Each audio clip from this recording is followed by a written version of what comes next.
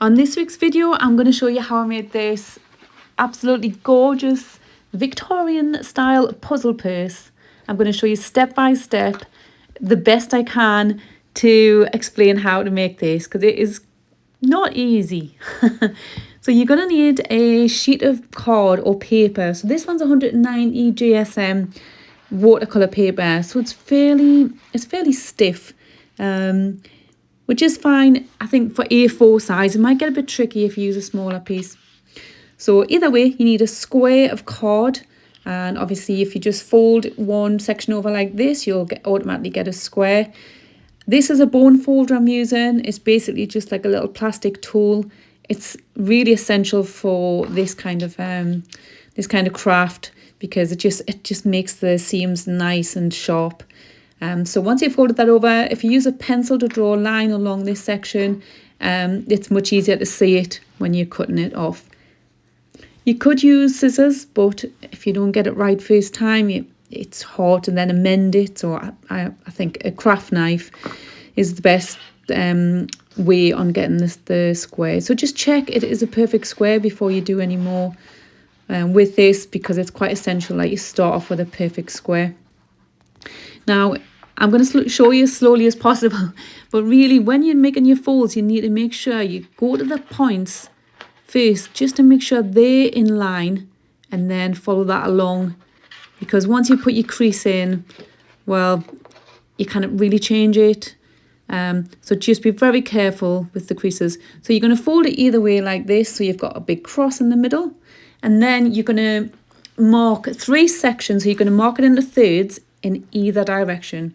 So with this A4 piece, that was easy. That was 21 centimeters. So I just marked every 7 centimeters.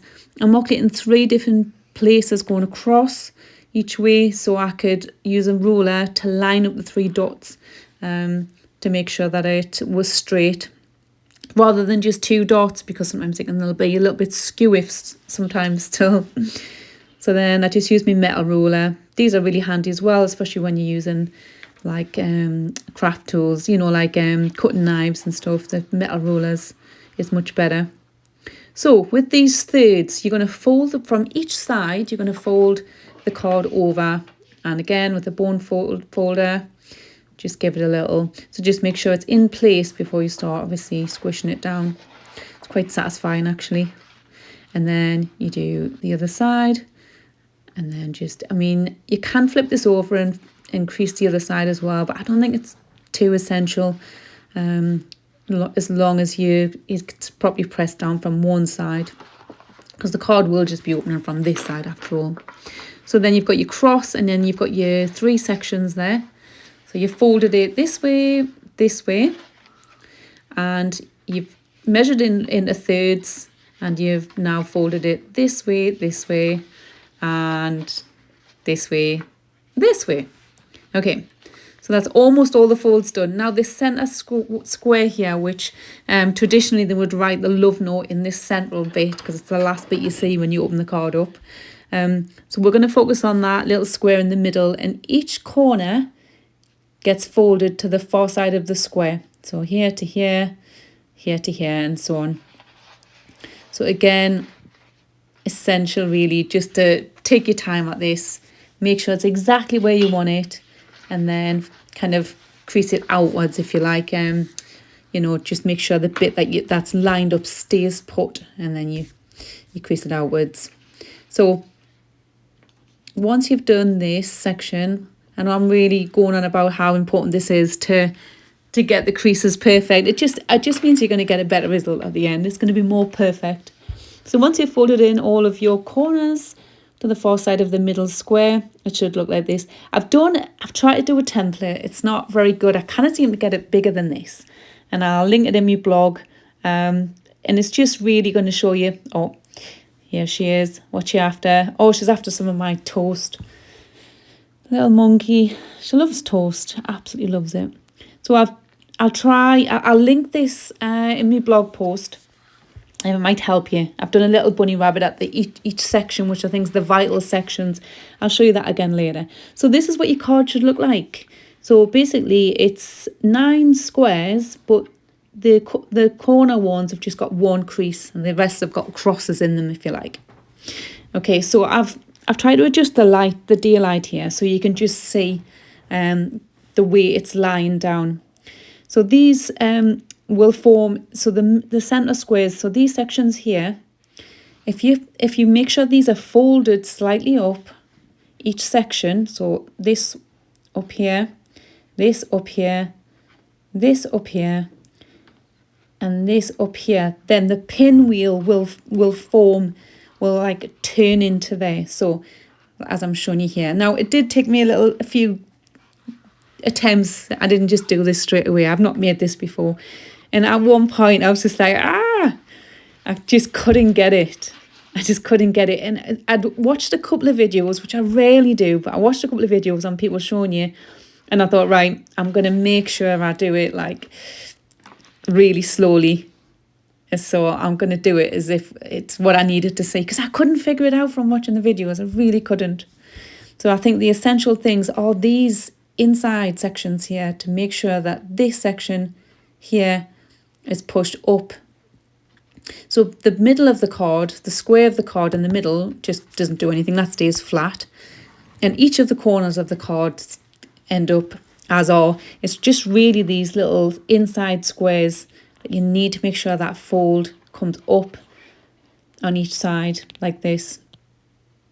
I have actually recorded a slightly different angle of this, which might help you getting your pinwheel created. But do you know, I think the fact that it isn't easy to do just makes it like so much better when you finally do it and you can see it coming together. So yeah, look, I got up this morning and I just thought, right, before I do any drawing on here, I'm going to just hold it from this angle. So you can see the side here. Each side has got this same shape going on like this. So that is something you could literally copy. Each side, make sure it's this shape. So because you have to fold this in a twisting manner, it's difficult to do like a step-by-step instruction on it. So if you get it like that, then you'll be nearly there. Okay, for the next section, so with the pinwheel line flat, you fold each of these sides up and over like so. And then the final one will just tuck in nicely like that. If you fold these sections around in the wrong order, you'll soon realise, because you end up without that little section to fold the last piece into. Yeah, so just make sure that you, especially before you decorate it, make sure they're all folded in the right way, like this, before you decorate the front. Now I'm going to show you my acrylic pens. These are amazing, and haven't really used them much, but I'm going to, because they're so great for, they're just so good. You don't get like brush strokes like ordinary pens. This is a big box of colours I've got here, so I won't need to buy any other colours. I'll leave a link down in the description box from where I got them from. They're just amazing. I think the make is Arts acrylic markers. So first of all, what I'd done was I'd done a little design on this little section of the card. So this section of the card and the sections going around in the same place, this like middle bit of the edge, if you like, these four will join up and show us one picture. So I thought I'll start with these four because I want to get these right. But look at how this pen goes on. It almost like paints on the marker, and then you can kind of almost like blend in like the shading with them. So I've just gone around and decorated each frame here. So I've just kept the outside squares as squares, and then I've just decorated the crossed area and the other ones. Oh, now she's back for the tea. I mean, I have been sat here a while. She doesn't bother us that much, but she always waits a while after I've had a cup of tea, because then she knows it's cooled down by then. So I really love decorating this, actually. I was a bit anxious about knowing what design to do, but once you start decorating the frames with little dots and dashes and whatever you want to do, it starts looking really cool really quickly. So this is what I mean by those little sections that I've just done the little kind of, what have I just drawn? You know, like just like a little banner to write something on. So that's what happens. They all form one section or one picture. So you might want to do those first. So I'll just zoom out a little bit. I've done a cute few little things, a little koala bear, some coffee, some boots, a little camper van. So remember this card I done 2 weeks ago now, I think it was 2 Sundays ago, this little tunnel card. So I've kept the template that I ended up with after cutting out the rabbit shape. So I thought what I'm going to try and do is use it as a template. I probably need to make it in card because this is just paper. But I thought I want to use it somewhere on this card. Now I'm making this card for somebody else, and the rabbit thing is very much me, a mini thing. I've always used it as my logo throughout all the years I've been doing YouTube. Yeah, and I think one of the first crafts I made was a jumping rabbit, padded jumping rabbit. I'll just put a bit of hand cream on. My hands are so dry at the minute. And then, so what I'm thinking I'm going to do with the little rabbit, as opposed to having it inside the card, I'm going to put it on these little flaps on the outside. So just thought it would look good, like running round, like almost like running around the pinwheel. So I just got some paint, just watercolour paints, and I just mixed a little bit, colour in the little pen holder there in the brush holder area. And then I've got my little stamper here on a stick. Now this worked fine as long as there wasn't too much water on the sponge, because I did kind of bleed out a little bit when there was a bit too much water on. So I wasn't sure if this was going to work or not, but I was really happy with that. It's not perfect, but it's just like, you can see it's like a print. So I thought that was really cute.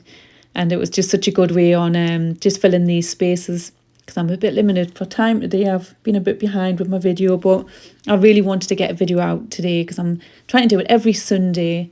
UK time, trying to aim for around 3-4 o'clock, but I'm a bit behind today. Anyway, so I've added some hearts and some little swirls and some dots around the rest of those pointy bits.